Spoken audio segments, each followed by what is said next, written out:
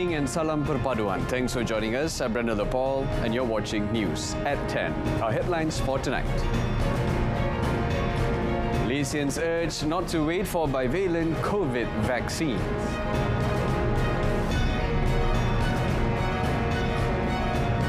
And also, Health Ministry to enhance border health checks.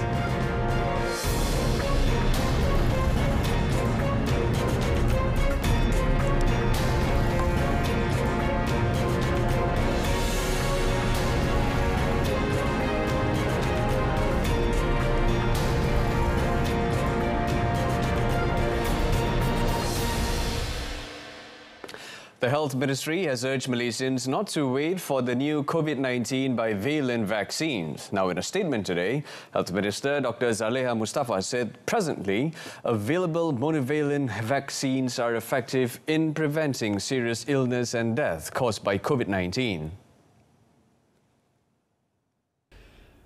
Dr. Zaleha also assured that the COVID-19 bivalent vaccine will be supplied to the country soon, following the approval of the conditional registration given by the Drug Control Authority recently.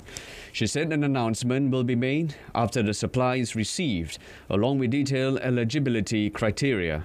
She added that the MOH is hopeful that the percentage of booster doses takers will continue to increase, especially from the risk group. Dr. Zaleha said currently only 49.8% of Malaysians have received the first booster dose vaccine and only 1.9% had taken the second booster dose vaccine. She also reminded the public to continue to take care of their health and their families and always adhere to the recommendations and advice from the MOH.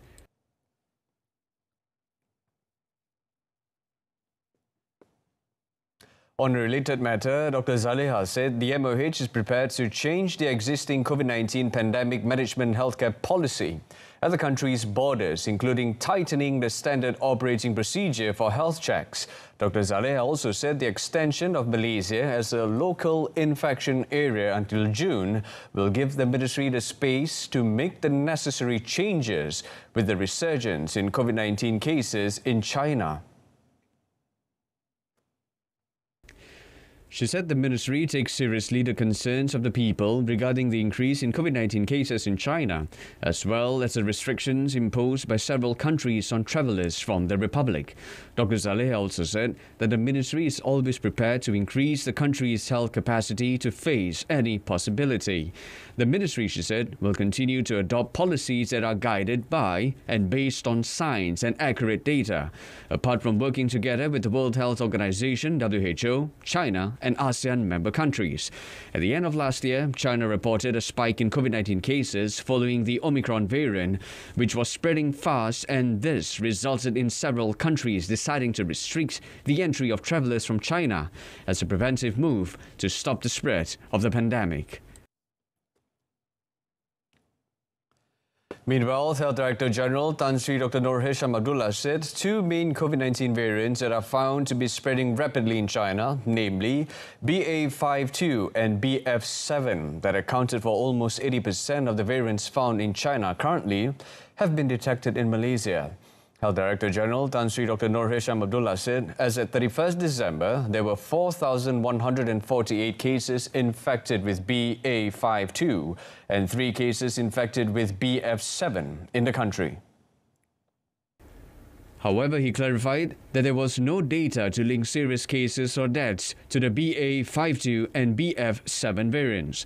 According to Tan Sri Dr. Noor Hisham, the situation will be monitored from time to time, and when there are drastic changes that need strategic measures to ensure public health, it will be announced immediately by the WHO to all countries and for public attention.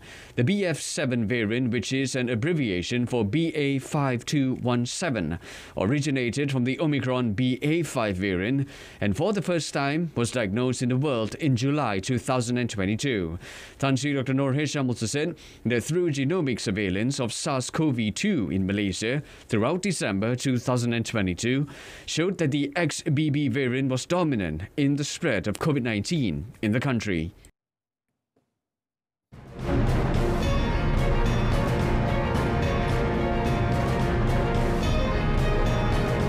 Coming up next, public advice to stop speculating on Wisma Jekyll fire incident. Stay with us.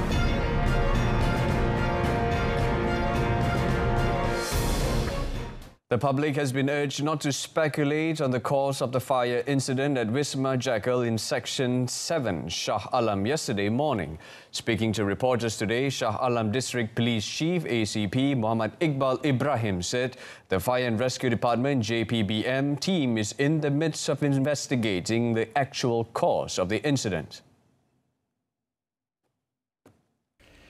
In response to allegations on social media that the fire at the popular textile store was intentional, he said the public has to respect the feelings of those who suffered losses, as well as the workers who lost their source of income due to this incident.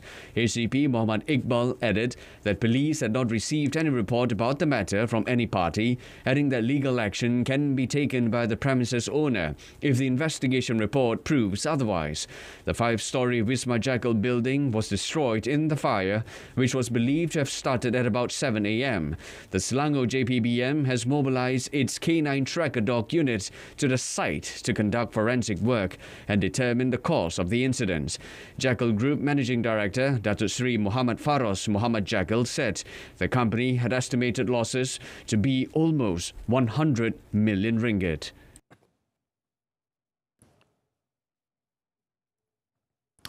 Two siblings were found dead in a fire in a terrace house on Jalan Dewan, Simpang 3, Gombak early today. The victims were identified as Nur Shaza Al-Fisha Muhammad Faizan, 10, and a 7-year-old brother, Muhammad Al-Qayyum Muhammad Faizan. Malaysian Fire and Rescue Department JPBM Selangor Director Datuk Nur Azam Khamis said the department received a distress call at 3:54 a.m. and 22 firefighters from the Selayang and Rawang Fire and Rescue stations, as well as the Gombak Volunteer Fire Squad, were mobilized to the scene. He said the charred remains of the victims were found in a room and they were believed to have been trapped during the incident based on the condition of the bodies. He also said that the fire caused about 70% damage to the house and the two victims were taken out at 4:43 a.m. Datuk Nur Azam added that the parents of the two siblings were not at home when the fire broke out and the door was locked. Meanwhile, Gombak District Police Chief ACP Zainal Muhammad bin Muhammad said the remains of the two children were sent to Selayang Hospital for post-mortem. The body of a man with 4 bullet wounds to the head was found in a tree along the Sungai Golok riverbank at Bukit Bunga, Tanah Merah, near Tumpat, Kelantan yesterday. Speaking at a press conference today, Kelantan Police Chief Datuk Muhammad Zaki Harun said the gruesome discovery was made by an angler around 3 p.m. yesterday, adding that the body was in a decomposed state. He said, based on the condition of the body, police believe that the man had been dead for about 2 weeks. Police also believe that the victim was shot at close range and further investigations will be conducted to establish the type of firearm used. Siasatan masih baru, masih semalam, dan kita akan teruskan siasatan. Setakat ini kita buka di bawah Seksyen 302 lah berdasarkan sekali tembakan itu.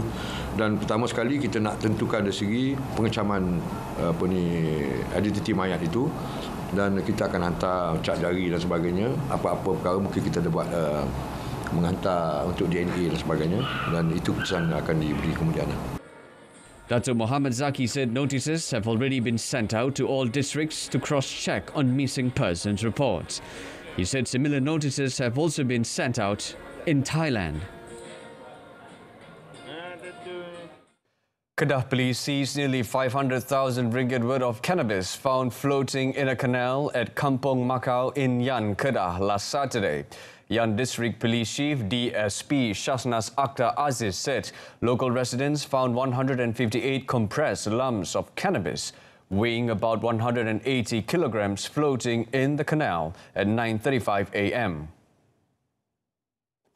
Speaking at a press conference at the Yan District Police Headquarters today, he said police received a call from the public regarding the discovery of the drugs wrapped in plastic and gold-coloured foil floating in the canal area.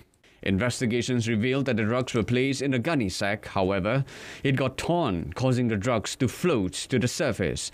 According to DSP Shasnas, preliminary investigation showed that the syndicate's activities were carried out early in the morning to avoid being detected by residents and authorities, while the seized drugs were suspected to be for the market outside of Kedah.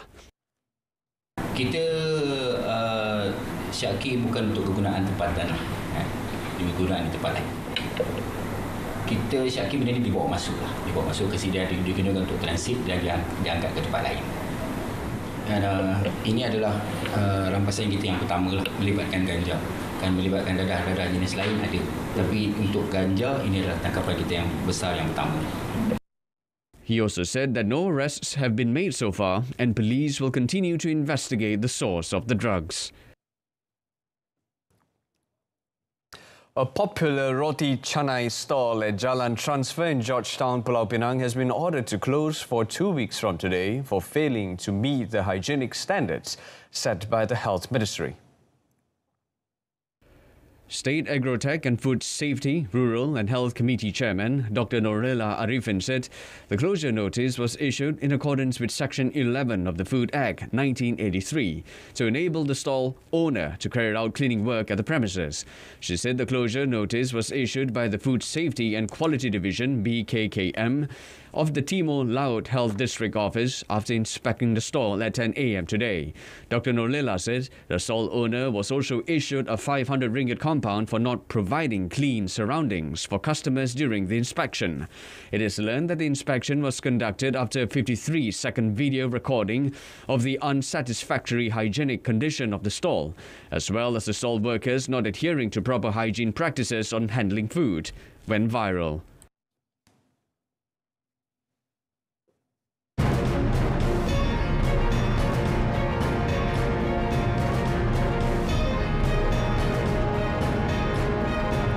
In a foreign front, at least 14 dead in Mexico prison riot.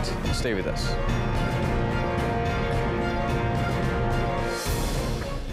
But first, the Regional Comprehensive Economic Partnership, or RCEP, took effect in Indonesia yesterday, bringing economic benefits for countries across the Asia-Pacific region at a crucial time.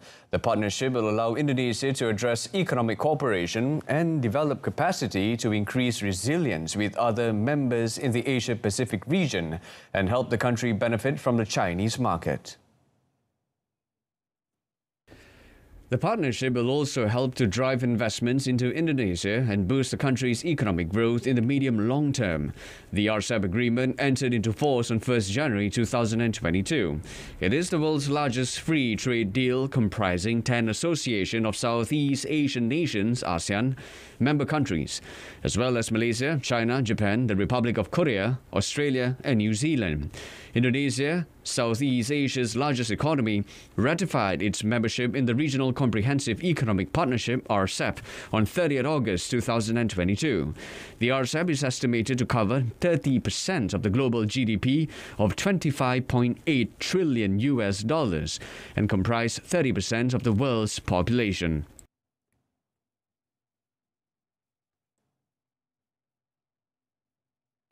Mexican authorities said yesterday at least 14 people died in an armed attack at a prison in the northern border city Juarez, and 2 more died during a later armed aggression elsewhere in the city.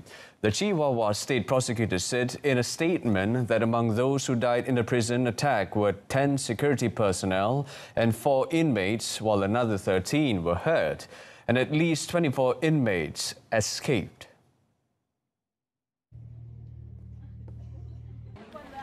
It was not immediately clear who carried out the attack. The prosecutor said initial investigations found the attackers arrived at around 7 a.m. local time at the prison in armored vehicles and opened fire. Minutes earlier, authorities have reported a nearby attack against municipal police. After a chase, 4 men were captured and a truck was seized. In a different part of the city, 2 more drivers died later in the day following what authorities called an armed aggression. The state prosecutor did not specify whether the three incidents were related. In August, hundreds of Mexican soldiers were sent to Juarez after a prison face-off between members of two rival cartels caused a riot and shootout that killed 11 people, most of them civilians.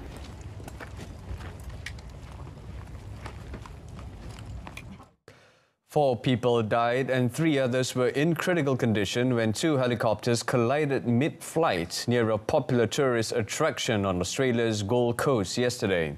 According to Australian police, the mid-air collision occurred close to SeaWorld Resort Australia when one helicopter was on the process of landing and the other taking off. So at about 2 p.m. today, police and emergency services were called to a 2-helicopter mid-air collision just opposite SeaWorld in the Broadwater.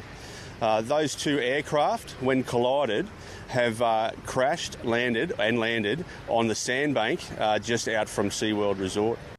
One damaged helicopter managed to land safely on a sandbank in the Gold Coast Broadwater, but the other crash landed in the same area. Queensland Ambulance Service said 13 people were assessed at the scene. The Australian Transport Safety Bureau said it had launched an investigation into the accident. Actor Jeremy Renner is in critical but stable condition after weather-related accidents. Renner's representative confirmed to entertainment magazines that he is in critical but stable condition with injuries suffered after experiencing a weather-related accident while ploughing snow earlier yesterday. Renner has owned a home in Washoe County, Nevada for several years, according to the Reno Gazette-Journal. Local newspapers have reported that the area in northern Nevada received heavy snowfall on New Year's Eve. Renner has starred in multiple Marvel Studios projects as the face of comic book hero Hawkeye. In addition to being an Avenger, Renner has acted in numerous films, including 2 Mission Impossible films, as well as Arrival, American Hustle, and 28 Weeks Later. He has also been nominated for 2 Oscars for The Town and Best Actor for his work in The Hurt Locker. He is currently starring in Mayor of Kingstown, which is debuting its 2nd season this month.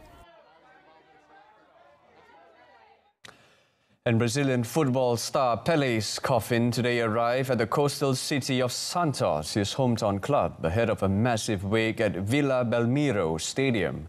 A hearse escorted by a motorcade left Sao Paulo's Albert Einstein Hospital, where Pelé died on Thursday, in the early hours to Santos, where a wake and a memorial are set to take place.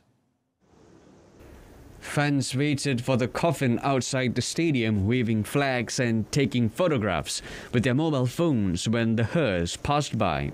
Pelé, whose given name was Edson Arantes do Nascimento, died at the age of 82 due to multiple organ failures resulting from the progression of colon cancer associated with his previous medical condition, according to a statement by the hospital. Pelé's coffin set off to Santos after President Luiz Inácio Lula da Silva's inauguration yesterday. A wake takes place for 24 hours starting today in the center of the field at Santos' stadium.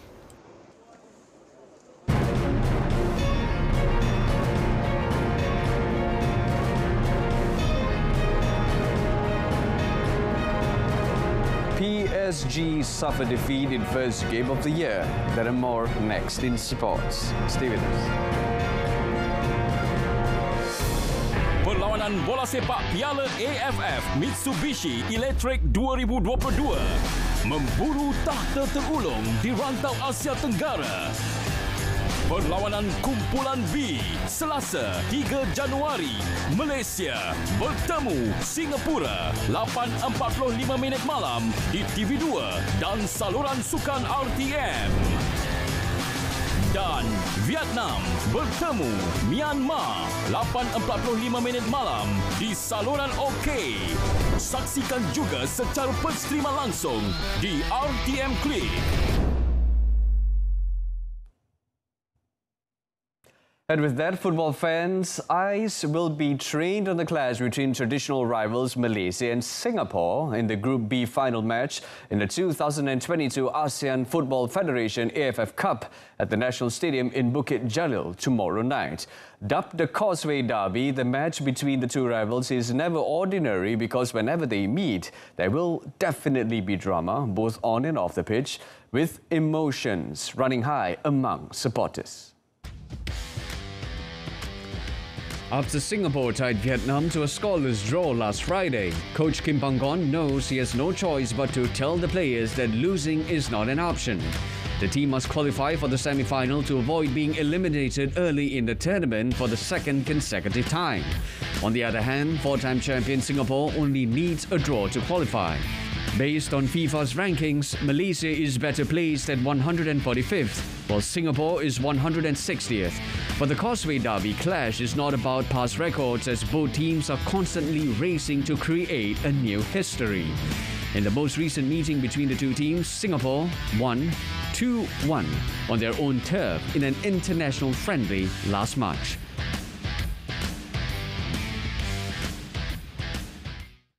Terengganu Football Club Sendirian Berhad TFCSB received a sponsorship boost from several companies amounting 9 million ringgit to help with their expenditure as they head into the M-League and Asian Football Confederation AFC Cup next season.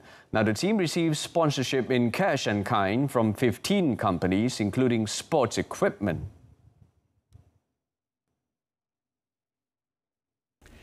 Its Chief Executive Officer, Abdul Rashid Juso, said the spending for this season is expected to rise up to 28 million ringgit, following the increased number of Super League matches, as well as their participation in the AFC Cup. The club is currently hard at work to secure as many sponsorships they can to bolster the club's finances, in addition to various business endeavours. Dan kita juga mempunyai jumlah perlawanan liga yang banyak pada musim ini berbanding pada tahun-tahun sebelumnya. Jadi itulah usaha-usaha kita bagi mendapatkan penajaan, dan kita berusaha melalui apa yang dipanggil penjandaan pendapatan kita lah, khususnya penajaan. Lepas tu dari segi gate collection, lepas tu dari segi perniagaan-perniagaan yang kita jalankan. Among the companies sponsoring TFC are Sabasun Hyperruncit Sendirian Berhad, Ladang Rakyat Terengganu Sendirian Berhad, Eastern Steel Sendirian Berhad, and Umbro Malaysia. On to European football, Chelsea dropped more points in their quest to climb back up in the Premier League standings as Serge Aurier earned Nottingham Forest a 1-1 draw with Graham Potter's side last night. Now, fresh from their first league win in 6 games last time out against Bournemouth, Chelsea started well in the Nottingham drizzle, with Raheem Sterling firing them into the lead in the 16th minute with his first league goal since August. Forest improved after the break and were desperately unlucky not to equalise early in the second half as Morgan Gibbs-White's drilled half volley hit the underside of the crossbar but bounced on the goal line and away. The hosts kept coming and deservedly levelled things up as Aurier slotted home his first goal for his new club in the 63rd minute, with Forest looking the more likely winner from there on in. They could not complete the turnaround, however, with Chelsea hanging on for a point that leaves them 8th in the standings, 7 points behind Manchester United in 4th. The hosts remain in the relegation zone but climbed to 18th, level on 14 points with West Ham United above them.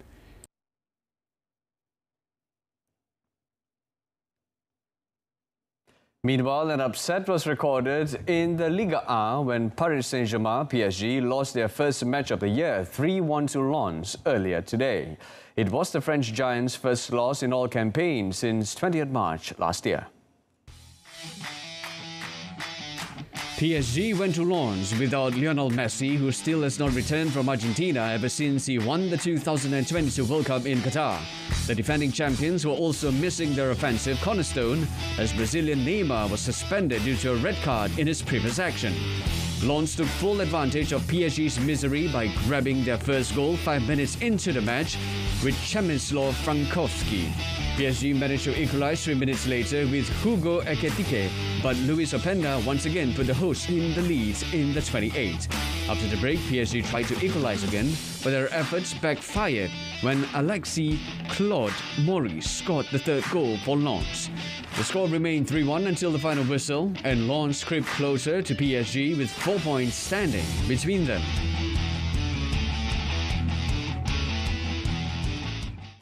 Now, the volleyball coach who allegedly slapped 2 teenage female players has been suspended from involvement in all national volleyball activities until investigations are completed. Now, the Malaysia Volleyball Association, MAVA, also announced that they would establish an investigative body to look into the incident immediately and will contact the related parties for that purpose. The statement read that MAVA will not tolerate any use of force on any party and is ready to take further action in accordance with legal provisions and MAVA's constitution. A video had gone viral earlier depicting a coach of an under-14 girls volleyball team slapping 2 teenage players during the under-14 Junior Volleyball Championship in Kota Tinggi, Johor that took place from 14 to 16 December. Meanwhile, Education Minister Fadlina Siddiq said the ministry would not compromise and would work with the authorities to investigate the coach's actions. She said a full report on the issue will follow, and her ministry has asked witnesses to step forward to provide their statements. She said the government are determined to create safe schools for all, and students will always be its priority.